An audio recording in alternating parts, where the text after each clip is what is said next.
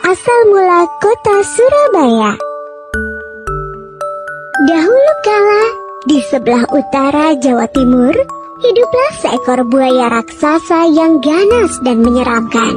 Dia adalah penguasa sungai dan menjadi pemangsa yang sangat ditakuti oleh semua binatang di hutan sepanjang tepian sungai. Nama buaya itu adalah Baya. Dia sangat pandai berburu, sehingga membuat takut semua binatang di hutan. Sungai yang didiami Baya itu bermuara pada laut yang luas. Di laut itu tinggallah seekor hiu ganas bernama Sura. Dialah penguasa laut yang ditakuti semua ikan. Akan tetapi, Sura merasa bosan hanya makan ikan setiap hari. Dia penasaran dengan sungai yang bermuara di lautnya. Suatu hari, dia jalan-jalan ke sungai itu. Di tepi sungai, ada seekor anak kijang yang sedang minum air sungai. Sura merasa lapar. Diam-diam, dia berenang ke tepian dan melompat keluar menubruk anak kijang itu.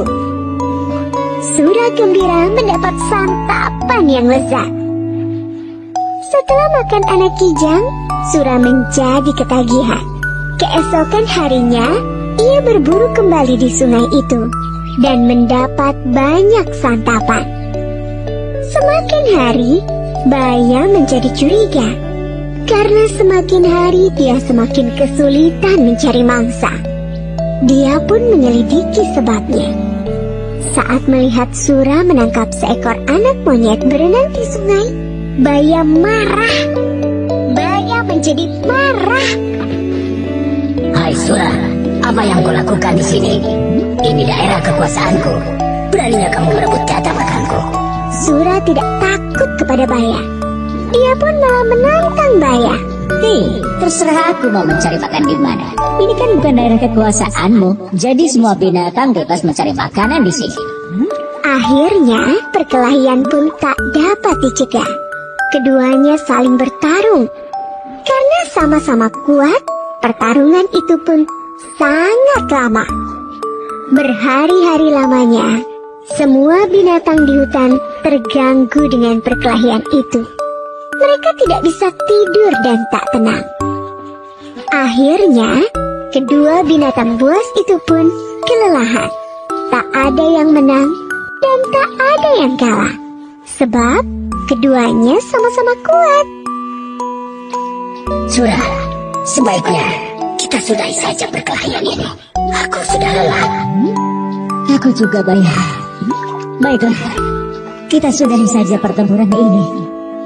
Sura, mulai sekarang kita batasi saja daerah perburuan kita. Muara itu adalah batasnya. Jangan sampai kamu melanggar batas, karena kamu akan rasakan sendiri akibatnya. Baiklah, Baya. Aku terima perjanjian ini. Sura pun akhirnya pergi dari sungai itu dan kembali ke laut. Berbulan-bulan lamanya, hutan menjadi tenang kembali. Tak ada perkelahian antara Sura dan Baya. Namun, Sura merasa gelisah. Dia rindu makan daging kijang seperti dulu. Ikan-ikan yang melimpah di laut tak bisa menyembuhkan rasa laparnya. Dia tak mampu menahannya. Diam-diam, dia berenang di muara. Kalau aku mencari mangsa di muara, pasti Baya tidak akan tahu. Dia kan tinggal di dalam sana. Namun sayangnya, tak ada mangsa yang mendekat ke muara. Sura bosan menunggu. Akhirnya, dia berenang masuk ke dalam hutan. Sura senang kembali ke hutan lagi. Kali ini dia harus berhati-hati supaya tidak kepergok oleh Baya. Aku akan menangkap mangsa dan segera kubawa ke laut agar Baya tidak sempat melihatku. Rencana itu berhasil. Berbulan-bulan lamanya, Sura berburu di sungai tanpa ketahuan. Lama-lama, Baya menjadi curiga. Sebab Lagi-lagi mangsanya berkurang. Meski dia tak melihat Sura di sungai ini, tapi dia yakin ini adalah ulah Sura. Pasti ini ulah si Sura. Awas kau Sura. Kemudian Baya menyiapkan rencana. Baya sengaja menangkap seekor kijang. Dia melukai kaki kijang itu agar tak bisa lari. Kijang itu diletakkan di pinggir sungai, lalu Baya bersembunyi. Sura yang berenang di sungai melihat kijang yang terluka itu. Hatinya gembira, sebab kijang itu gemuk. Wah, beruntungnya aku hari ini. Aku mendapat makanan gemuk. Nah. Ketika dia hendak membawa kijang itu ke laut, tapi tiba-tiba Baya datang menghadangnya. Hei, kamu ini memang bandel dan tak tahu malu, Sura. Serakah sekali kamu.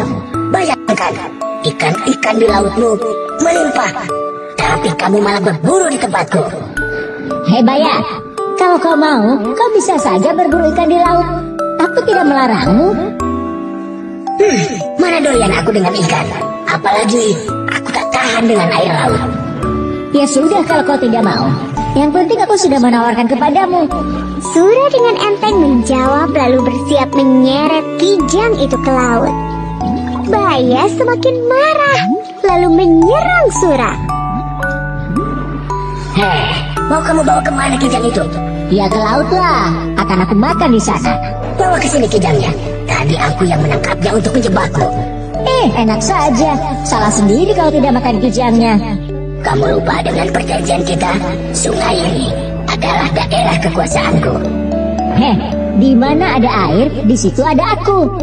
Perjanjian kita itu konyol sekali. Ya sudah, kalau begitu perjanjian kita batal. Sekarang, siapa yang kuat berhak atas daerah ini? Akhirnya Baya menyerang Sura. Perkelahian tak bisa dicegah.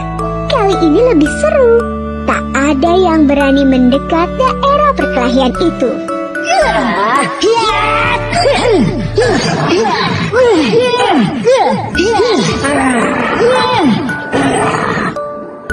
Sura selalu berkelit.